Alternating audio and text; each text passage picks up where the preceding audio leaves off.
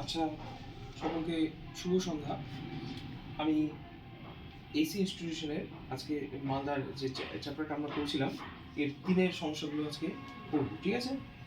তো 3 থেকে আমরা শুরু করছি। উৎপাদকের বিশ্লেষণ করো, ঠিক আছে? 3-এর 1 নম্বর আছে উৎপাদকের বিশ্লেষণ। a square minus B square minus C square plus 2bc। Students, তোমরা আমাকে কমেন্টে যদি জানাও যে তোমাদের কোন কোন এই কোশ্চেন ম্যাথের কোন কোন স্কুলগুলো করতে বেশি সমস্যা হচ্ছে, তো আমি হয়তো পরের ভিডিওতে সেটা নিয়েই বেশি গুরুত্ব দিয়ে সমস্যার একটা ভিডিও নিয়ে আসতে পারি। তো একটাই তোমাদের কাছে ছোট্ট অনুরোধ থাকলো যে তোমরা কমেন্টে আমাকে জানিও তোমাদের এরপরে আর কোন স্কুলটা করলে ভালো হয়। তবে আমি সায়েন্সের পাশাপাশি পরিবেশটারও ভিডিও করব, ঠিক আছে? তো উৎপাদক করছি। এটা দেখো, এটা সব বইয়েরই অঙ্ক। এ স্কোয়ারকে আমি বাইরে রেখে দিলাম, আর এই তিনটা থেকে আমি মাইনাস কমন নিয়ে নিচ্ছি, ঠিক আছে? B square plus C square minus 2bc। আসলে এটা -1 কমন, ঠিক আছে? এ স্কোয়ার মাইনাস, এবার দেখো B square minus 2bc plus C square হচ্ছে বি মাইনাস সি এর হোল স্কোয়ারের ফর্মুলা। এটা উৎপাদক করলে হবে এটা এ, আর এটাকে যদি আমরা বি ভাবি, এ স্কোয়ার মাইনাস বি স্কোয়ারের formula A plus B into A minus B. তো A plus B into A minus B, ঠিক আছে? Next 2 x4 plus X square Y square plus y4। এটাকে আমরা কি করছি, x4 প্লাস এটাকে আমরা ভাঙিয়ে নিচ্ছি 2x square Y square minus X square Y square plus y4 হলো। এবার দেখো x4 plus 2x square Y square plus y4 minus X square Y square. এই মাইনাস এক্স স্কোয়ার ওয়াই স্কোয়ারটাকে লাস্টে দিয়ে দিলাম, ঠিক আছে? এবার দেখো x4 কে আমরা এক্স স্কোয়ারের হোল স্কোয়ার ভাবতে পারি, y4 কে আমরা ওয়াই স্কোয়ারের হোল স্কোয়ার ভাবতে পারি। তো এটার আমার ফর্মুলা দাঁড়াচ্ছে এক্স স্কোয়ার প্লাস ওয়াই স্কোয়ারের হোল স্কোয়ার, আর এটাকে আমরা লিখছি এক্স ওয়াই এর হোল স্কোয়ার, ঠিক আছে? আলটিমেটলি আমার কি দাঁড়ালো, X square plus Y square plus X Y, X square plus Y square minus X Y.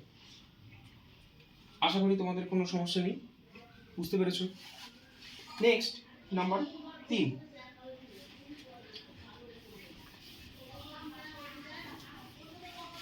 Number 3 দেখবে,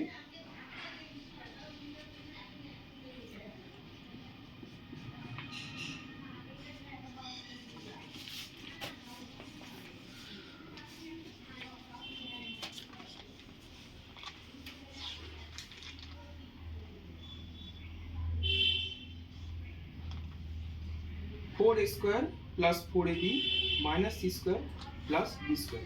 তো এটাকে উৎপাদক 4a square plus 4ab plus B square minus C square.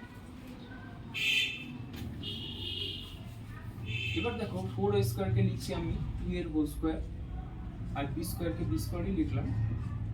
মাঝখানে 4ab কে 2 ইন্টু 2a ইন্টু বি, এটা দাঁড়াচ্ছে 2a plus B এর whole square minus C square. A square minus B স্কোয়ারের formula দাঁড়াচ্ছে 2a plus B plus C, 2a plus B minus C. এটা হলো উৎপাদকের বিশ্লেষণ। দেখো আমাদের উৎপাদকের বিশ্লেষণ কিন্তু কমপ্লিট হয়ে গেল, ঠিক আছে? নেক্সট চারের ছবি আমার পক্ষে এই হোয়াইট বোর্ডে ছবি আঁকানো সম্ভব না, আমি খালি প্রসেসটা তোমাদের সঙ্গে আলোচনা করছি। ফার্স্ট কোশ্চেন বলেছে একটি রম্বস অঙ্কন করো PQRS, যার PQR 60 ডিগ্রি আর PQ 6 সেন্টিমিটার। তো তোমরা কি করবে, তোমরা প্রথমে কম্পাস দিয়ে একটি 60 ডিগ্রি কোণ আঁকিয়ে দেবে, ঠিক আছে? আঁকালে আর পাশে একটা 6 সেমি বাহু আঁকিয়ে দেবে, ঠিক আছে? এটা হচ্ছে PQ আর এটা PQR। এবার প্রথমে একটা সরলরেখা টানলে, বাট এই কোণের সমান মান নিয়ে এখানে একটা 60° কোণ আঁকাবে। প্রথমে এইটুকু বৃত্তচাপ নিয়ে এটা আঁকাবে, তারপর এইটুকু নিয়ে এখানে আঁকাবে, ঠিক আছে? জোড়া দিয়ে দেবে, জুড়ে দেবে, জোড়া হয়ে গেল। এবার পিকও 6 সেন্টিমিটার, তো এখান থেকে একটা 6 সেন্টিমিটার কাটবে, এখান থেকে একটা 6 সেন্টিমিটার কাটবে, ঠিক আছে? এবার এখানে কম্পাসটা বসিয়ে এখানে একটা 6 সেন্টিমিটার কাটবে, এখানে কম্পাস বসিয়ে এখানে একটা 6 সেন্টিমিটার কাটবে। এটা এই দুটো যোগ করে দেবে, রম্বস তৈরি হয়ে যাবে।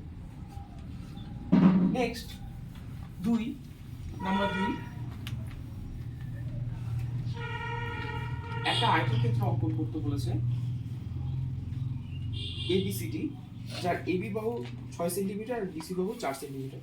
তো প্রথমে তোমরা একটা 6 সেন্টিমিটার বাহু আঁকাবে, একটা 4 সেন্টিমিটার বাহু আঁকাবে, ঠিক আছে? এবার দেখো, প্রথমে একটা সরলরেখা আঁকলে, আর সরলরেখার উপরে একটা 90° কোণ আঁকাবে। একটা বৃত্তচাপ নিলে এখানে কম্পাস বসিয়ে এখানে কাটবে, এখানে কম্পাস বসিয়ে এখানে কাটবে, তারপর এখানে আর এখানে দুই জায়গায় কম্পাস বসিয়ে এখানে কাটবে। একটা 90° কোণ আঁকালাম। এবার দেখো, এই 6 সেন্টিমিটার এখানে থেকে একটা 6 সেন্টিমিটার এখানে মাপ নিব, আর এখান থেকে একটা 4 সেন্টিমিটার এখানে মাপ নিব, ঠিক আছে?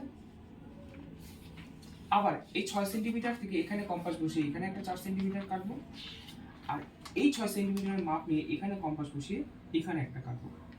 তারপর এভাবে যোগ করে দেবে, একটা আয়তক্ষেত্র তৈরি হয়ে যাবে, ঠিক আছে? নেক্সট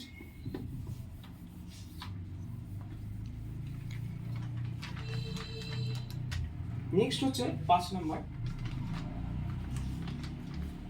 তোমাদের শ্রেণীর ছাত্রদের বিভিন্ন খেলার তালিকা নিচে দেওয়া হলো। এই তথ্য থেকে একটি পাইচিত্র তৈরি করে বৃত্তকলার কেন্দ্রীয় কোণ দেখো। পাইচিত্র বানাতে হবে, বৃত্তকলার কেন্দ্রীয় কোণও বানাতে হবে। আমি একদম ছোট করে অঙ্কটা করে দিচ্ছি, তোমরা বড় করে করবে। জাস্ট আমি জিসটা করে দিচ্ছি, ঠিক আছে? প্রথমে 40, 35 আর 25 যোগ করবে। তো 35 আর 25 হবে 60, 60 আর 40 হবে 100, ঠিক আছে?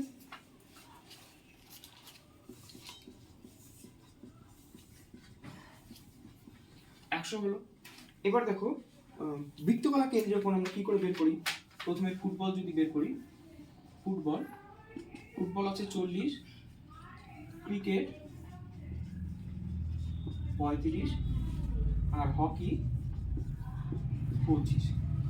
তো সবগুলোর নিচে এই 100 আছে, 100 লিখবো। আর বৃত্তকলার কেন্দ্রীয় কোণ বের করার জন্য আমরা 360°, কারণ একটা বৃত্তের এই ভেতরের এই কোণটা হচ্ছে 360°, তাই না? এটা পূর্ণ কোণ 360°, সে কারণে 360°তে সবগুলোকে কাটাকাটি করে দেওয়া হলো। কিন্তু 360, 0 0 কাটবে, 0 0 কাটবে, 0 0 কাটবে, এই 0 0 কাটবে। 5 7 35, 5 2 10, 2 18, 34 2 72, 144°, 7 18, 7 8 26, 7 8 56, 5 126°। এখানে 5 5 25, 5 2 10, 18, 90°, ঠিক আছে? যোগ করে দেখি 360 হচ্ছে নাকি। 6 4 10, 4 2 6, 9 15 16, হ্যাঁ ঠিক আছে, 360° হচ্ছে। এবার একটা বৃত্ত আঁকো। এই আঁকানোটা দেখবে, প্রথমে একটা ব্যাসার্ধ নেবে, ঠিক আছে? এবার এখানে চাঁদা বসাবে, চাঁদা বসিয়ে প্রথমে 144° কোণটা আঁকাবে, ঠিক আছে? 144°। এটা হচ্ছে ফুটবল, এখানে লিখবে ফুটবল। তোমরা একটা চাঁদা দাও তো আমাকে।